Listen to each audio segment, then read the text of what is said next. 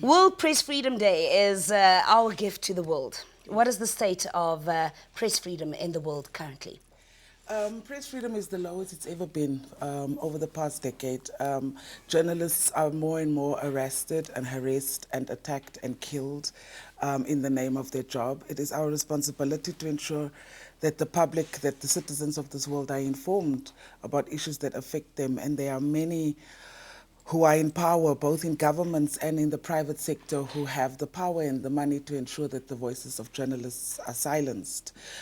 So we are actually all quite concerned about the situation of media freedom globally, because more and more journalists are killed, arrested, and intimidated. So that's the situation globally. What does it look like on a continental front? On the continental front, it's the same situation, It's the same situation. Unfortunately, where, you see, we live in a world now where it's globalized and it is easier for us to access information. We live in an information age. So the public are also more aware of the role that the journalists can play. And so they are therefore more forthcoming with information.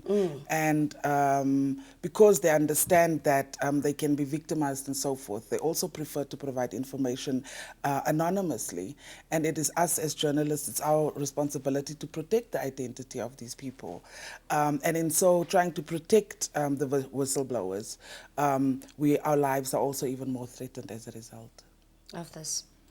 Dr. Kadumo, has the United Nations as a body put in place, certain measures to protect press freedom the world over? Yes, I will answer the question, yes, but emphasize that the United Nations and its agencies are intergovernmental organizations. In other words, it is the member states that constitutes these bodies. And it's the member states that must put measures in place to promote freedom of expression, the freedom of the media.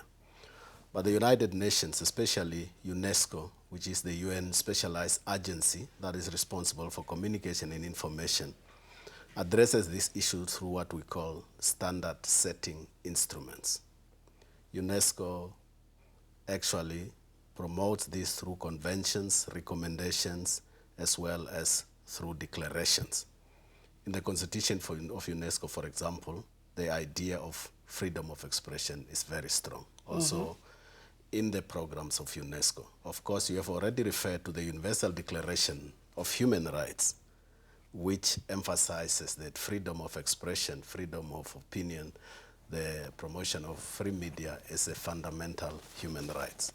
And of course, there's also a UN plan of action on the safety of journalists, as well as the issues of impunity. So through advocacy, through standard setting instruments, the UN requests member states to promote freedom of expression as well as the freedom of the media.